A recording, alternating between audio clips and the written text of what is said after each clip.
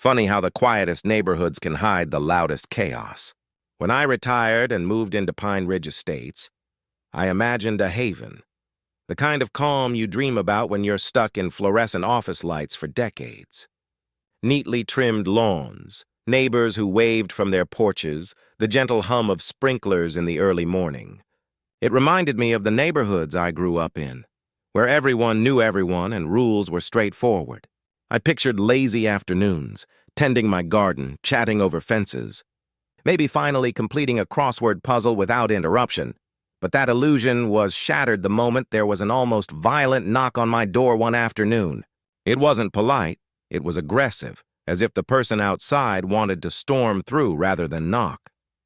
I opened the door and found Margaret Winters, our HOA president, standing there with a scowl so severe it could curdle milk. Before I could greet her, she shoved a manila envelope into my chest with such force that I stumbled backward. "Violation notice," she barked, her voice dripping with triumph. "You have 72 hours to comply or we begin eviction proceedings." I blinked at the envelope, then at her. "Eviction for what?"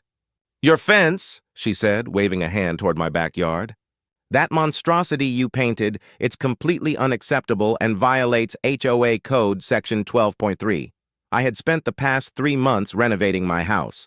The fence was the final touch, a simple coat of slate gray to match the exterior trim. Clean, professional, subtle, at least I thought so. "It's gray," I said carefully, as if explaining to a child. "A neutral gray. It matches the house. Not approved beige, sure," but Margaret's voice skyrocketed. "All fences in Pine Ridge must be painted approved beige. Shade number 274. It's right there in the bylaws." I held up a hand. "Could you show me where it says that?" I read through the bylaws when I moved in, and I don't remember seeing any specific colors listed.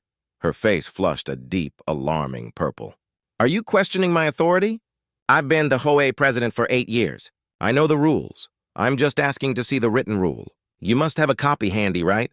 I replied evenly. She huffed and puffed, practically cartoonish in her fury. "The office is closed today, but it's there. You have 72 hours to repaint or face the consequences." With that, she spun on her heel and marched off, leaving me in the doorway with an unopened envelope. She had no idea she'd just picked a fight with someone who'd spent 15 years as a compliance officer at a Fortune 500 company. Reading rules? Spotting when they're being made up? That was my specialty. The next morning, I formally requested a full copy of the HOA bylaws, emphasizing any fence color regulations. Margaret's assistant, a timid woman named Linda, answered in a whisper. "Mrs. Winters says the bylaws are being updated and aren't available," she said, glancing around like Margaret might be eavesdropping. "Interesting," I replied. "State law says homeowners must be provided with bylaws within 5 business days of a request. Should I file a complaint with the state HOA oversight board?" A long pause. Let me see what I can do," Linda stammered before hanging up. 2 days later, a poorly photocopied document arrived, clearly faxed from 1995. In the margins, in different ink, someone had handwritten a fence color section. It was dated just a week ago, retroactive and effective immediately. I wasn't the only one under Margaret's thumb. At the mailbox cluster, I spoke with Robert Chen, my neighbor 3 houses down. "She fined me $500 for leaving my trash cans out for 10 minutes past pickup," he said, shaking his head. Then threatened to place a lien when I questioned it. Another neighbor, Sarah Martinez, shared her story. "My daughter drew hopscotch on the driveway. Margaret called it vandalism. I explained chalk washes away with rain. She didn't care, then added a new rule banning all temporary driveway markings. A clear pattern was emerging. Margaret targeted newer homeowners, younger families, and anyone who dared challenge her authority. What really caught my attention, though, was when Robert mentioned the HOA's finances. Ever seen the budget reports? They claim there's no money for playground repairs, but dues keep going up. Where's it all going? That question pulled me down a rabbit hole that would eventually become Margaret's undoing. Over the next 2 weeks, I launched what I politely called a friendly investigation. I requested 5 years of HOA meeting minutes, financial statements, and enforcement records. When the office stalled, I reminded them of state transparency laws requiring their lease of these documents. What I discovered was shocking, even by HOA standards. Meeting minutes recorded votes with attendance numbers that didn't match reality. Financial reports showed administrative expenses ballooning from $2,000 to $20,000 in just a few years. Most revealing? Enforcement records. 90% of fines and violations in the last 3 years targeted homes purchased after 2020. I created a detailed spreadsheet, cross-referencing every violation with home purchase dates, publicly available demographics, and enforcement outcomes. The pattern was glaring: discrimination against newer residents, certain families, and anyone who questioned authority. But patterns alone weren't enough. I needed concrete proof of actual wrongdoing. That proof arrived from an unexpected source. One evening, Linda, Margaret's assistant, called me from her personal phone. Her voice trembled. "I can't take it anymore. What she's doing, it isn't right." She made me backdate documents, forge homeowner signatures on compliance letters. I have copies of everything. We met at a coffee shop outside the neighborhood. Nervously, she handed me a thumb drive, the smoking gun. It wasn't just forged documents. There were emails between Margaret and other board members, plotting how to pressure certain residents to move out using selective enforcement. There were invoices for personal trips, Margaret's vacation to Hawaii labeled as a property management conference. Most jaw-dropping, evidence of kickbacks from the landscaping company the HOA used. Margaret had inflated invoices, pocketing tens of thousands over several years. With everything in hand, I compiled a 120-page report, exhibits, cross-references, and a clear timeline of fraudulent activity. I didn't just want Margaret gone. I wanted the entire corrupt system exposed.